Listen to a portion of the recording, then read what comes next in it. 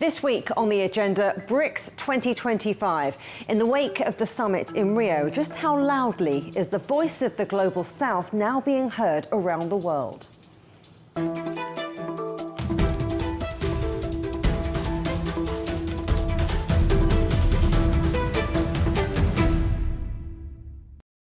The recent Brics summit in Rio de Janeiro was the 17th annual gathering of the organisation, but it was the first since 13 new partner countries joined up, including Malaysia, Indonesia and Turkey.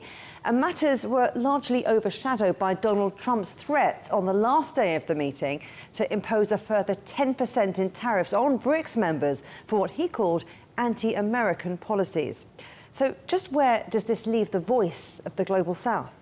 With me now are Patrick Bond, Distinguished Professor and Political Economist at the University of Johannesburg, Dr Ilango Karuppannan, the former Malaysian High Commissioner to Singapore and former Ambassador to Lebanon and Cyprus, and Dr Mohan Kumar, India's former Ambassador to France.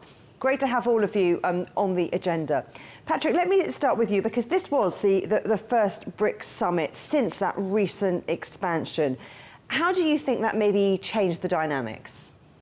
Well, yes, so there's a new member, Indonesia, from January, and as you said, many new partners. I mean, it's interesting that two invitations, Algeria, which didn't show up, and Turkey, which sent a minor official, not Erdogan, and those are not yet accepted invitations. And likewise, the member from 2024, everyone's wondering about, Saudi Arabia.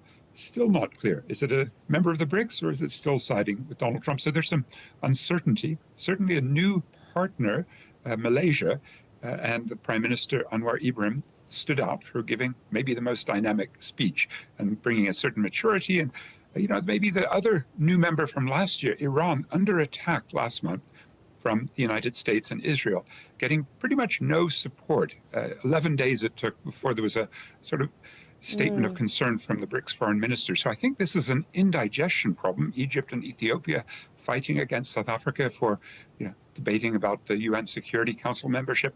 It's still uneasy, uneven, unsettled, these new members. Ilango, would you agree with it? It was, of course, as we've been hearing, Malaysia's first Brics gathering as a partner nation. Oh, yes, definitely. I think there's new energy and momentum after this expansion. To my mind, it reflects a strong demand for a more inclusive and multipolar system.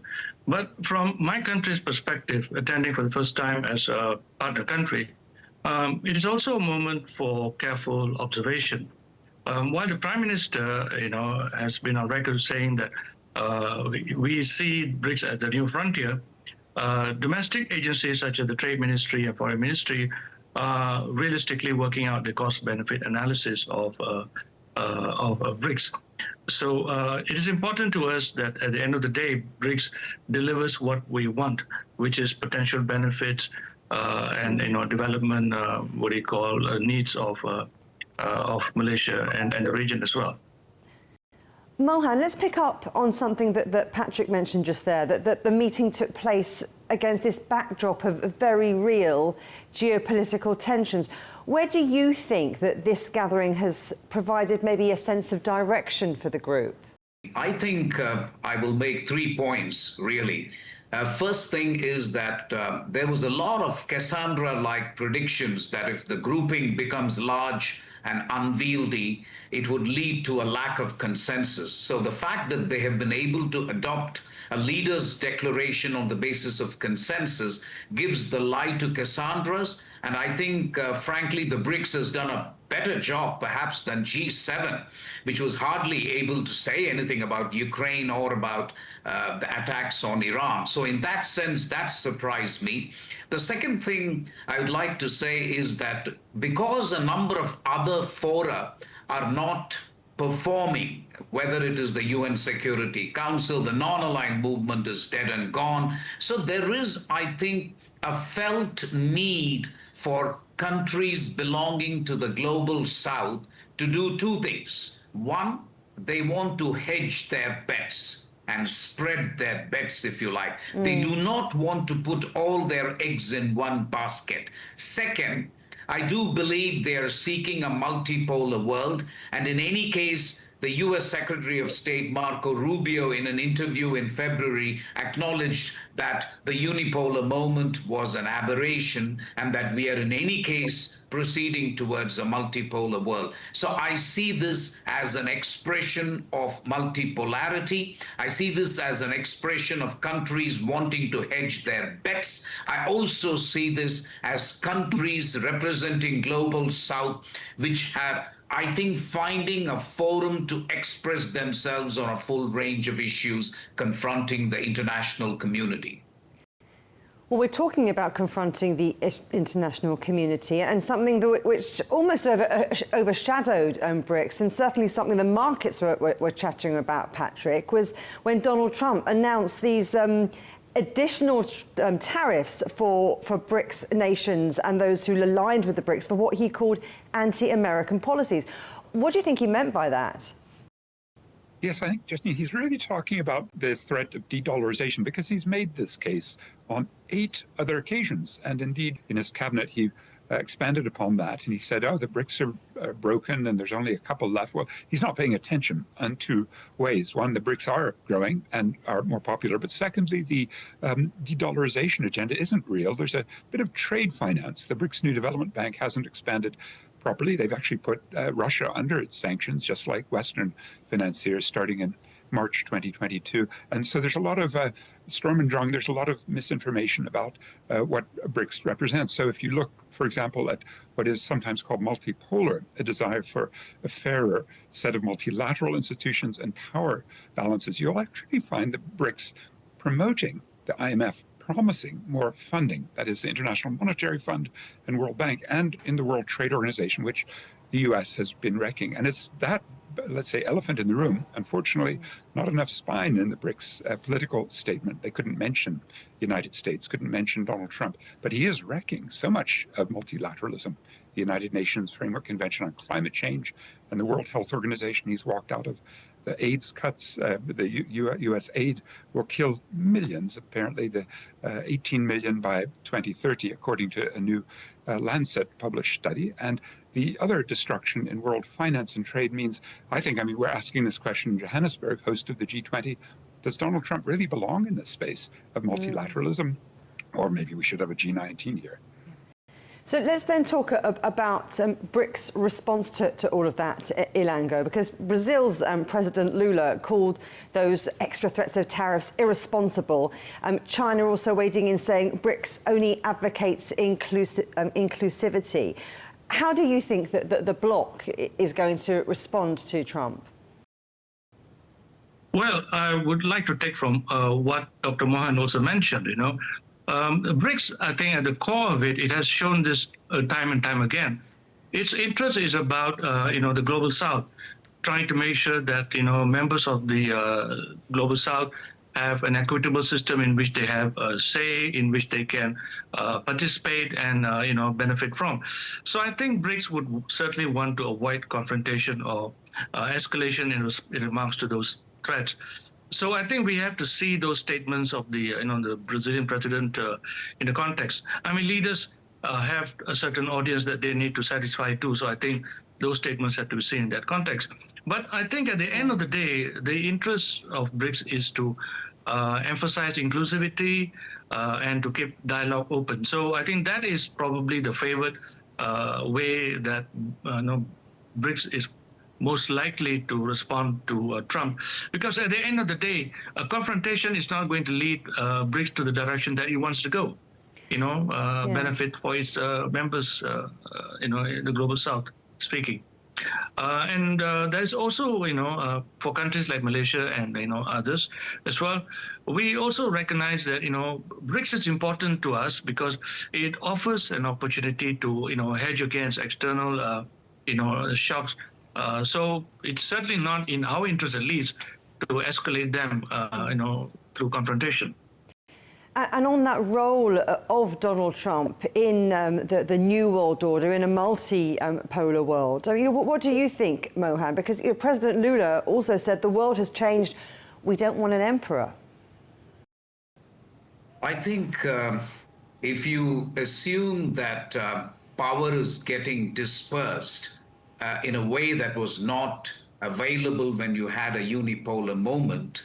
I think it's a fact that the power is getting widely distributed. What the BRICS countries are seeking is a fairer distribution of power, and for the international fora to represent the contemporary power reality. The UN Security Council, for example, does not represent the contemporary reality at all.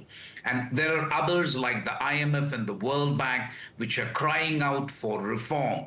The WTO, I was just telling my co-panelists, I spent 10 years negotiating on behalf of India at the WTO. And if I had known the WTO was going to meet this fate, I would have done something else, frankly. I feel terrible having devoted my life, and we built this wonderful organization, but it's nowhere. So as far as President Trump's statement is concerned, you will have to wait and see and assess how much of it is rhetoric and how much of it is really a serious threat.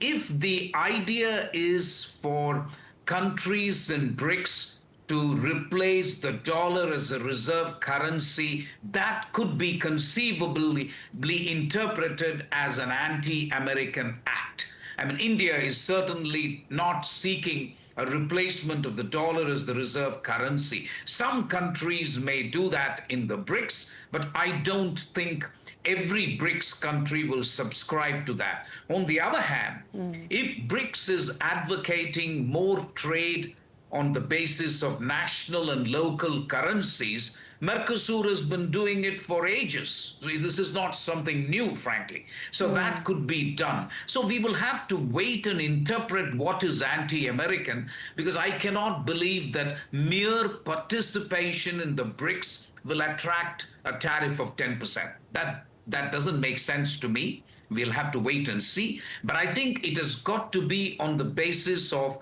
BRICS countries adopting policies, and I will readily concede to you that there is no common view on this, frankly. I mean, the BRICS, you have to understand, is an incipient institution. It's a young institution, and the expanded version of BRICS is very, very new. I mean, to have countries like Iran on the one hand and Saudi Arabia on the other, that gives you an idea of the wide spectrum of countries that are represented in BRICS. We have democracies, we have countries which are maybe less democratic, we have countries which have a different political system. So I think you will find it hard put to believe that BRICS can take a monolithic view on some of these things. You will have to allow the institution some leeway and some time to evolve and then take positions. What they've done very well is to articulate clear positions on tariffs without naming the United States. They have, I think, made some statements with regard to the Middle East that the UN Security Council has not been able to do, and they have taken positions with regard to the WTO, which I find extremely interesting, because they have clearly said we must go back to the dual structure of the dispute settlement mechanism in the WTO. So they've made some comments and statements which are valid, but that is easier to do. The question in the next phase will be, how do you bring that statement and how do you implement that on paper? Patrick, do you think the rest of the world, or perhaps the US in particular, misunderstands what BRICS really stands for? Yes, I think, Juliet, it's actually that question that my panelists have raised, the speed and the intensity of offering an alternative that everyone's hinging their own actions on. Would we, for example, at some point see what China did in reaction to those tariffs, that is, to ban rare earth elements and therefore threaten some of the high tech in the US not having magnets? And we could do that here in South Africa with about 86% of the world's platinum, high levels of chromite, of manganese. These are the kinds of opportunities where, like OPEC in 1973, the sort of potential for a genuine fight back is there. And it's actually, I think, a lot more urgent than my two dear panelists are going to agree. I think we really, for example, when Lula hosts the climate summit, we really need much more action.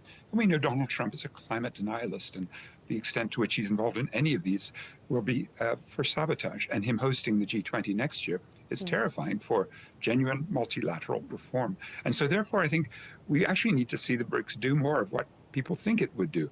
A real alternative, not a contingent reserve arrangement alternative to the IMF that's never existed, not the fabled alternative credit rating agency, a real one, something that could help delink. And then, because I think the Federal Reserve so badly abuses its power for quantitative easing, printing money, or raising the interest rate, affecting all of us in the world, we desperately do need moves towards genuine de-dollarization. So I'd really like to see a much stronger BRICS rather than this, rather vague and, diplomatically put project. And in India next year, I don't think we're going to get it, given that Narendra Modi and Donald Trump are a little bit more close.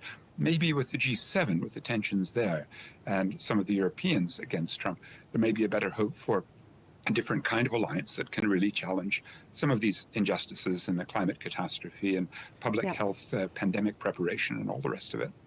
You want, on the one hand, a stronger BRICS, but then, of course, we're also hearing that it's a very new alliance with new members with different priorities. So that's a real balance. I wonder then, Ilango, how you think that the BRICS can advance their goals without alienating vital trading partners like the United States, like the UK, like Europe, Australia.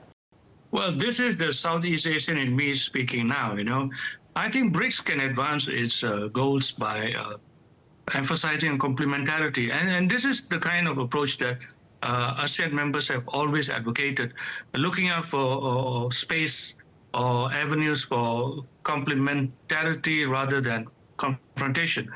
And I think, when we look at the BRICS members, large numbers of them have important trading and investment relations with the United States and Europe. Malaysia, for example, certainly, and the other ASEAN members who are also participating in BRICS. So I think, the way it should be going forward is to look at ways to cooperate rather than, shutting doors to Europe and America. But I think at the end of the day, what is most important, and I think this is where it is sometimes attention is not very well given, communication. I think BRICS must be clear in the way it communicates its objectives and its ideals. I think we have made it clear in some ways that our interest is about promoting the interests of the Global South, providing opportunities, a more level field, a more predictable global trading system, et cetera, et cetera. And I think this is what we need to emphasize. We need to emphasize to the developed world that by deepening cooperation among ourselves does not necessarily mean, shutting them out. But it is also avenue for, engaging them in ways which are mutually beneficial. Mohan, what's your take on the importance, or not, of the BRICS speaking with one voice on geopoliticals like, for example, trade? I wonder where you see the balance between what's best for India and what's best for the growing BRICS alliance. I think it's easier to pronounce yourself when you are such a varied, when we have got such a varied membership. It's easier to pronounce yourself in favor of a two-state solution for Palestine, to pronounce yourself against the bombing of Iran, to say that Israel's actions in Gaza are unacceptable, or there should be a ceasefire and a full withdrawal of Israel from Gaza. Those things are easier to do. When it comes to trade, countries in the BRICS coalition, from my perspective, will be acutely aware that they are doing deals bilaterally. And the unfortunate reason for that is that the WTO is finished, at least as we know it. Multilateralism in trade is finished as well. It's just the FTAs that are working, so countries are really trying to do deals bilaterally. Now, if you're doing a deal bilaterally with the United States, and as India, for example, is right in the middle, the bang in the middle of concluding a trade deal with the United States, it'd be very difficult for us to say that, listen, what a country is doing is absolute rubbish, and that, we should be doing this and we should be doing that. So you will increasingly find that countries will balance their bilateral interests with what they think is the line that BRICS should be pursuing. It's pretty interesting, if you ask me, because the membership has become so varied now. And as I said earlier, the fact that they have achieved a consensus declaration should not be underestimated. G20 is finding it difficult to have a consensus. G7 is finding it difficult to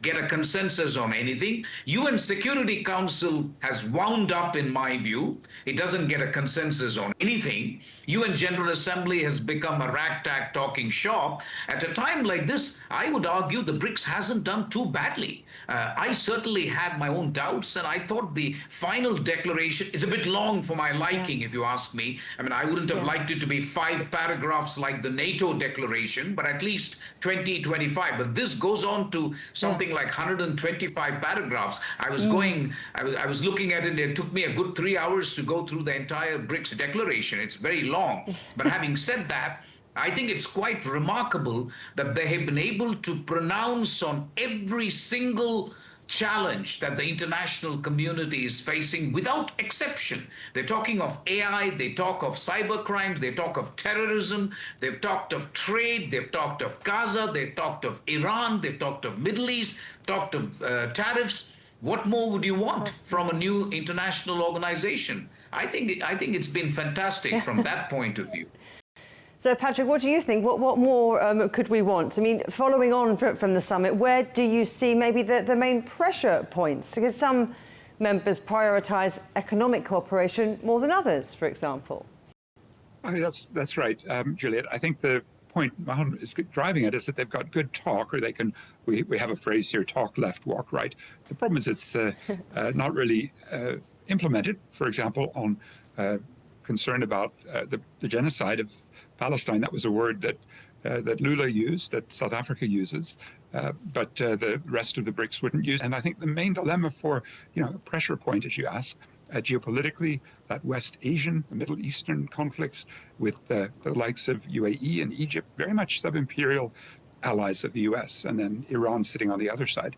The pressure points, if you could get unity, I think would be to identify ideologically why a paleo-conservative, not necessarily, I don't think we take Marco Rubio too seriously when he uses the word multipolar, but a paleo-conservative United States wrecking so much of the world economy and threatening the climate. And I think that should be the pressure point coming up into the November meeting, first in Belém of the United Nations Framework Convention on Climate Change. And the BRICS and the West have been fairly tightly allied. They have one big conflict, which is over carbon border adjustment mechanisms, that is trade sanctions, tariffs based not on this whimsical Donald Trump, but on the CO2 components embedded within the exports.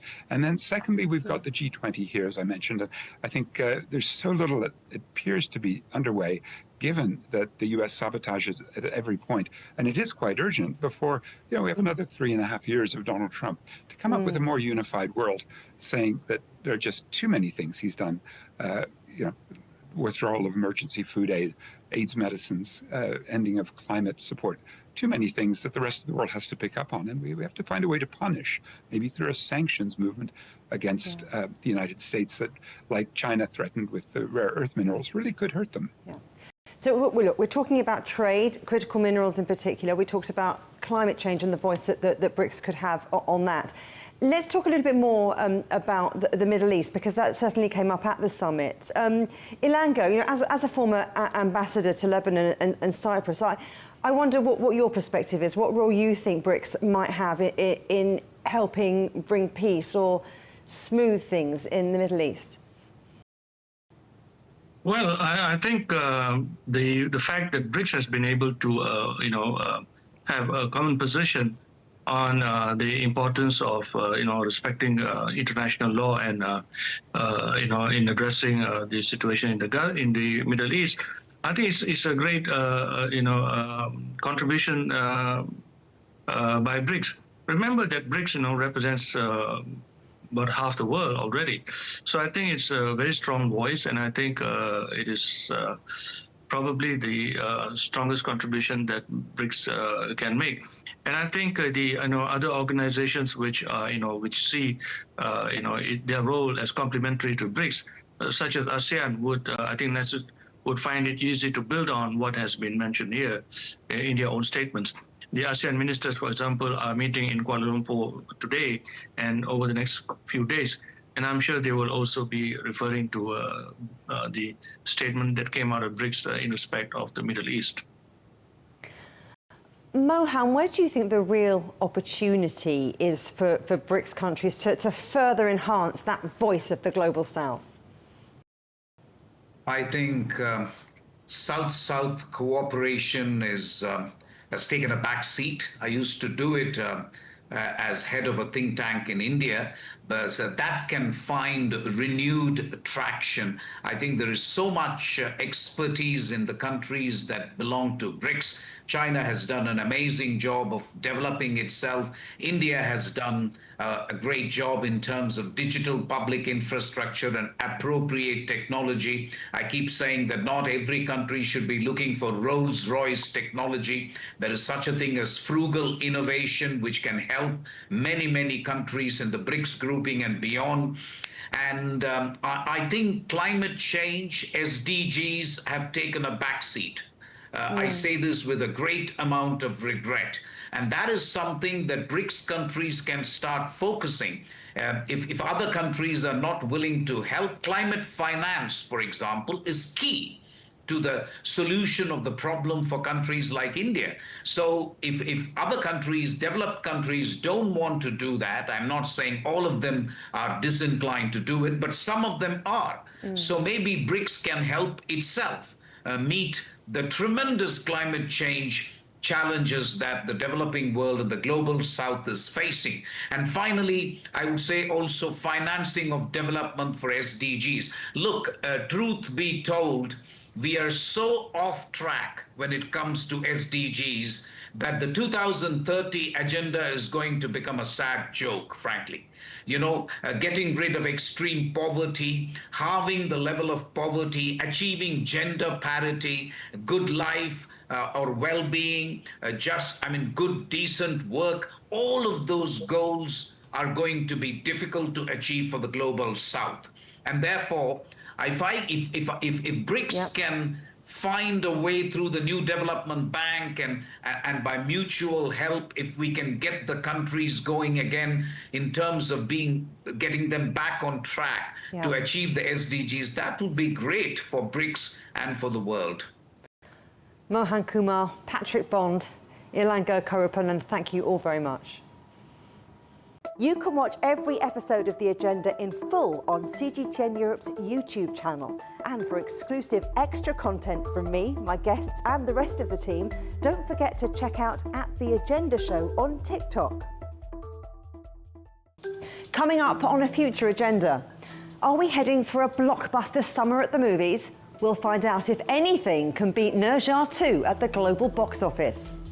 But for now, from me, Juliet Mann, and from all the Agenda team here in London, goodbye.